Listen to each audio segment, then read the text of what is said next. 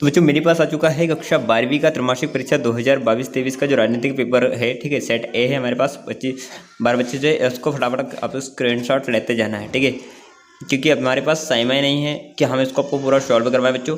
इसीलिए बार बार कह रहा हूँ कि हम आपको सॉल्यूशन नहीं उपलब्ध करा पाएंगे, आपको स्क्रीनशॉट लेते जाना है क्योंकि मेरे पास समय बहुत ही कम है, ठीक है। क्योंकि कारण ये है, आपका देख लीजिए 80 नंबर का क्वेश्चन है और ये सारे क्वेश्चंस को सॉल्व करना बहुत ही ज़्यादा अभी की स्थिति में फिलहाल तुरंत के तुरंत ये सब चीज़ें होना बहुत ही असंभव है, ठीक है। तो इसलिए अगर आप टेलीग्राम ज्वाइन कर लेंगे तो टेलीग्राम में मैं आपको जो है यहाँ पे पूरा बता दूंगा, ठीक है। तो टेलीग्राम में इसका आंसर आपको मिल जाएंगे। तो यहाँ पर आप देख लीजिए क्वेश्चन नंबर 1 का फटाफट से आपको स्क्रीनशॉट लेते जाना है। उसके बाद में प्रश्न नंबर 2 देख लीजिए, तो इसका स्क्रीनशॉट ले लेना है, ठीक है। उसके बाद में प्रश्न नंबर 4 देख लीजिए और क्वेश्चन नंबर 5 देख लीजिए, ठीक है। चलिए, तो यहाँ पे 2 नंबर का जो क्वेश्चन रहेगा वो हमारे पास रहेगा पंचशील सिद्धांत वाला जो क्वेश्चन है यहाँ था, ठीक है। तो ये आपको क्वेश्चंस देख लेना है फटाफट से बच्चों। तो यहाँ आपको अच्छे से समझ लेना है बार बार, क्योंकि अभी तक के जितने क्वेश्चन पेपर बता रहा हूँ उनमें से सारे में से आ रहे हैं। अगर इस सेट में से आया तो पूरे के पूरे क्वेश्चन यही के यही रहेंगे। कोड नंबर और आपका जो सेट है वो आपका मैच होना जरूरी है, ठीक है। तो यहाँ पर हमारा क्वेश्चन नंबर 6 देख लीजिए बच्चों। तो क्वेश्चन नंबर 6 हमारे पास क्या है, पंचशील सिद्धांत क्या है और विदेश नीति क्या है, ठीक है। तो ये 2 क्वेश्चंस आपको अच्छे से पढ़ लेना है, ठीक है। तो इन क्वेश्चंस को आपको जितना जल्दी हो सके इसके आपको आंसर्स आपको ढूंढना है और इसको पूरा रीड कर लीजिए बच्चों, ठीक है। तो चलिए नेक्स्ट क्वेश्चन की ओर बढ़ते हैं।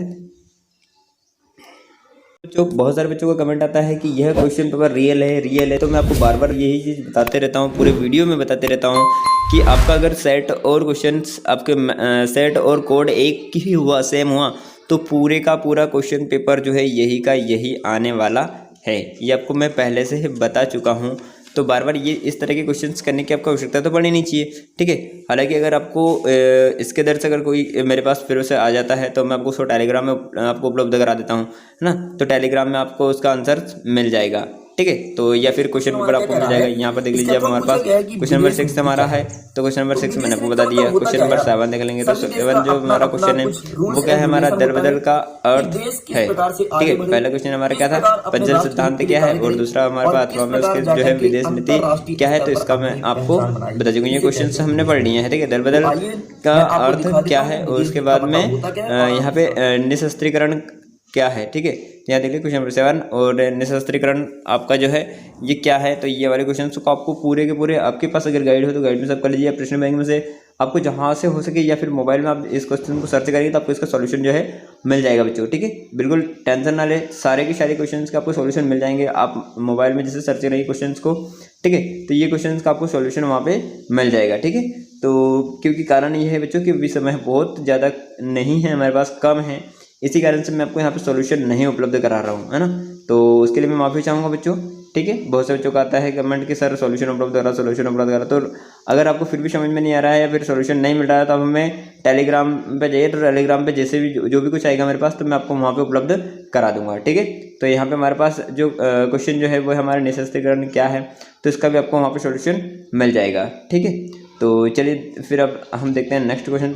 याद रखें आपको पूरे के पूरे क्वेश्चन को बिल्कुल आईएमपी सोच कर ही पढ़ लेना है बच्चों, ना। अगर आपको लग रहा है कि पेपर रियल नहीं है, फेक है, ऐसा वैसा जो भी आपके मन में आ रहा है, तो आप जो है ये क्वेश्चंस को आपको देखना है। निशस्त्रीकरण का वैसे तो आपको पता है, नहीं का शस्त्रीकरण मतलब कि शास्त्र का प्रयोग बिल्कुल भी नहीं करना है, ठीक है।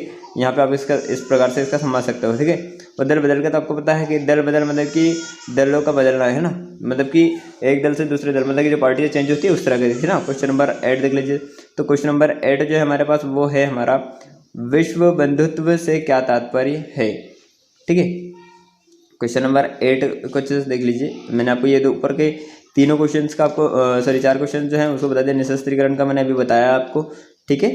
तो नेक्स्ट क्वेश्चन देखते हैं। तो नेक्स्ट क्वेश्चन हमारा क्या है, तो नेक्स्ट क्वेश्चन हमारा है 8 नंबर का जो क्वेश्चन है वो है हमारा, विश्व बंधुत्व से तात्पर्य है, ठीक है। और एक चीज़ और है बच्चों, जो कि बहुत सारे बच्चे जो क्या कर रहे हैं कि कहीं पर अगर कोई पैसे मांग रहा है कि इतने पैसे दे दो मैं आपको रियल पेपर उपलब्ध करवा दूंगा, तो ये तो वो, तो बच्चों आपको बहुत सारे मैंने ऐसे मैसेजेस देखे हैं, बहुत सारे ऐसे वीडियोस देखे हैं जिसमें आपको ये कहा जा रहा है कि भाई इतना पैसा दे दो आपको रियल पेपर जो उपलब्ध करा दिया जाए। तो मैं आपको बार बार कह रहा हूँ कि ऐसे आपको चक्कर में नहीं पड़ना है, ठीक है। क्वेश्चन नंबर 8 देख लीजिए। तो क्वेश्चन नंबर 8 है हमारे पास क्या है, विश्व बंधुत्व से क्या तात्पर्य। विश्व का मतलब क्या आता है, संसार, ठीक है। बंधुत्व का मतलब कि बंधा हुआ, ठीक है।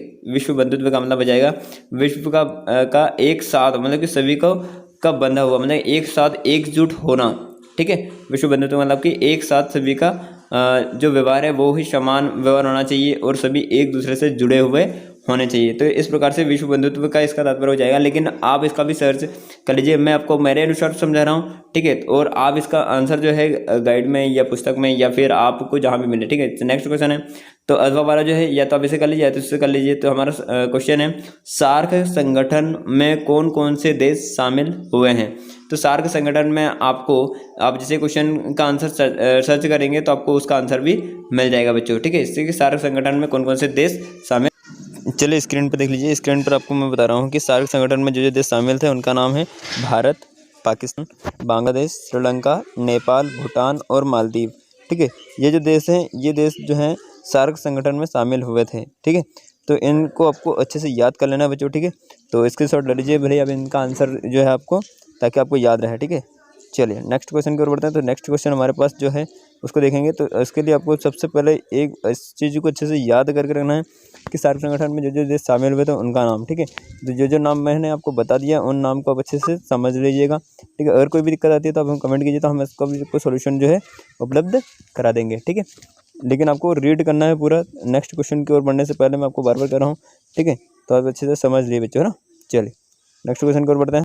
तो नेक्स्ट क्वेश्चन जो हमारा है वो है हमारा क्वेश्चन नंबर 9, ठीक है। क्वेश्चन नंबर 9 है, खतरनाक दशक किसे कहा गया है, ठीक है। तो खतरनाक दशक किसे कहा गया है, तो इसको भी चलिए मैं आपको आंसर बता देता हूँ। लेकिन उससे पहले आपको अच्छे से समझना है खतरनाक दशक क्या है, ठीक है। तो खतरनाक दशक जो है वो है बच्चों 1960 के दशक को जो है खतरनाक दशक के नाम से कहा जाता है। क्यों कहा जाता है, क्यों आपको बताने वाला हूँ। क्योंकि खतरनाक दशक इसलिए कहा जाता है, 1960 में जो है ना गरीबी और गैर बराबरी, सांप्रदायिकता, इसी समय भारत और चीन का युद्ध हुआ जिसमें जो है भारत हार गया था, ठीक है। और देश की अर्थव्यवस्था को बहुत सारा नुकसान हुआ था। इसीलिए और इन सभी के कारण जो है यहाँ पर काफ़ी किल्लतें होने लगी थी, काफ़ी जो है यहाँ पे जीवन यापन जो है वो बहुत ऐसा लग रहा था मुश्किल हो चुका था, ठीक है। तो इन्हीं सभी कारणों में, बहुत सारे कारण थे बच्चों। तो उस हिसाब से जो है 1960 का जो समय था वो बहुत ही ज़्यादा मुश्किल का समय था, ठीक है। इसलिए इस दशक को जो है खतरनाक दशक के नाम से जाना जाता है। किसको, 1960 को। अच्छे से देख लीजिए। चलिए नेक्स्ट क्वेश्चन की ओर बढ़ते हैं। तो नेक्स्ट क्वेश्चन जो हमारा है वो क्या है, हमारा देश का चौथा आम चुनाव कब हुआ, ठीक है। इसका आंसर आपको बता देता हूँ। तो देश का चौथा जो आम चुनाव है वो कब हुआ था वो मैं आपको बता देता हूँ। तो देश का आम चुनाव, चौथा जो चुनाव था वो है, आम चुनाव जो है वो हमारा हुआ था 1967 में, ठीक है। कब हुआ था, 1967 में हमारा देश का जो आम चुनाव, जो चौथा जो चुनाव था वो हुआ था, ठीक है। तो चलिए फटाक से अब देख लेते हैं, फटाक से नेक्स्ट क्वेश्चन की ओर बढ़ते हैं। तो नेक्स्ट क्वेश्चन को बढ़ने से पहले आपको ये दो क्वेश्चन से याद कर लीजिए। दोनों को अगर आपने ध्यान नहीं दिया तो उसको आपको जो यहाँ पे जो है स्क्रीनशॉट के साथ ले लीजिए बच्चों, है ना। चलिए नेक्स्ट क्वेश्चन की ओर बढ़ते हैं। तो नेक्स्ट क्वेश्चन हमारे पास क्या है, तो नेक्स्ट क्वेश्चन हमारे पास क्वेश्चन नंबर 10। क्वेश्चन नंबर 10 देखेंगे। तो क्वेश्चन नंबर 10 जो हमारे पास है वो है, गैर कांग्रेसवाद के जन्मदाता कौन थे, ठीक है। तो इसका जो आपका आंसर है वो मैं आपको बताने वाला हूँ। लेकिन इससे पहले आपको क्वेश्चन को अच्छे से समझ लेना है बच्चों, ठीक है। और एक चीज़ आपको बताना, मैं हर वीडियो में बता रहा हूँ कि अगर अथवा बीच में आता है तो मतलब कि आपको या तो ऊपर वाला क्वेश्चन करना है या तो नीचे वाले क्वेश्चन करना है ना। जो क्वेश्चन आपको याद हो, अच्छी तरह से कंटेक्स्ट याद हो, उन्हीं क्वेश्चन को आपको करना है, ठीक है। अगर आपको नहीं आ रहा है तो आप दोनों क्वेश्चन में से कोई एक कर सकते हैं, दोनों को नहीं करना है ना। अगर दोनों आ रहा है तो भी दोनों को नहीं करना, कोई एक ही क्वेश्चन आपको करना है। आपको बता दें क्वेश्चन नंबर 10 जो हमारा, गैर कांग्रेसवाद के जन्मदाता कौन है, ठीक है। तो इसका जो आंसर जाएगा बच्चों आपका डॉक्टर लोहिया आ जाएगा। क्या जाएगा, डॉक्टर लोहिया जो है आपका यहाँ पे गैर कांग्रेसवाद के जन्मदाता थे, ठीक है। तो ये आपको अच्छे से याद कर लेना है। नेक्स्ट क्वेश्चन की ओर होते हैं। अथवा में भी आपको दिया है, ठीक है। तो गैर कांग्रेसवाद का मतलब कि जो कांग्रेस से अलग है ना, तो उनको सबसे पहले कौन ने बनाया था, तो उसको आपको जाएगा डॉक्टर लोहिया, जिसका आंसर आ जाएगा। ओके नेक्स्ट क्वेश्चन बढ़ते हैं। अथवा वाला जो क्वेश्चन है उसको आप देख लेते हैं। तो अथवा वाला जो क्वेश्चन है इसका सॉल्यूशन आपको खुद को करना पड़ेगा, क्योंकि मैं आपको ऊपर वाले जितने भी हैं उनके सारे के सॉल्यूशन तो बता रहा हूँ, ठीक है। क्योंकि अगर मैं सभी के क्वेश्चन का आपको सॉल्यूशन दूंगा तो वीडियो जो है हमारे पास काफ़ी ज़्यादा बड़ा हो जाएगा, ठीक है। तो इसीलिए मैं आपको जो है केवल एक ही क्वेश्चन जो अथवा वाले हैं उनके आपको सॉल्यूशन उपलब्ध यहाँ पे करा रहा हूँ, ठीक है। चलिए नेक्स्ट क्वेश्चन की ओर बढ़ते हैं। तो बच्चों अब इधर हमारा जो क्वेश्चन है वो है, किसे कहा गया पॉपुलर यूनाइटेड फ्रंट, ठीक है। तो इसका जो आपको आंसर है बच्चों इसको आपको खुद को ही सॉल्व करना है या फिर आपके बुक्स के अनुसार, क्योंकि अलग अलग जगह अलग अलग जो है इसी कारण से मैं आपको इसका सोल्यूशन नहीं दे पाया। क्वेश्चन नंबर 11 जो है हमारे पास, सिटी कैट से क्या तात्पर्य है। तो सिटी कैट से क्या तात्पर्य, इसको आप गूगल पर सर्च कर लीजिए या फिर आप कहीं पर ढूंढ लीजिए, ठीक है। मतलब कि आपके पास गाइड है या फिर पुस्तक है, वहाँ पे आपको मिल जाएगा, तो इसका आपका आंसर आ जाएगा। खुले द्वार की नीति क्या है। तो खुले द्वार की नीति वाला जो क्वेश्चन है ये भी आपको मिल जाएगा, आपके क्वेश्चन लेसन 1 या 2 में आपको देख लेना है, तो वहाँ पर आपको इसका आंसर भी मिल जाएगा बच्चों, ठीक है। और इसी के चलते हमारे पास क्वेश्चन नंबर जो है 11 हमारे 2 क्वेश्चन है, दोनों में से कोई से भी एक कर सकते हैं। दोनों क्वेश्चन छोटे हैं और सरल क्वेश्चन है, कोई दिक्कत नहीं है, ठीक है। तो यहाँ पे सिटी के से क्या तात्पर्य है और खुले द्वार की नीति क्या है, ये दोनों क्वेश्चन हमारे यहाँ पे आपको बता चुका हूँ कि आपको इसका क्वेश्चन का जो आंसर है 1 लेसन या 2 लेसन के अंतर्गत आपको मिल जाएगा, ठीक है।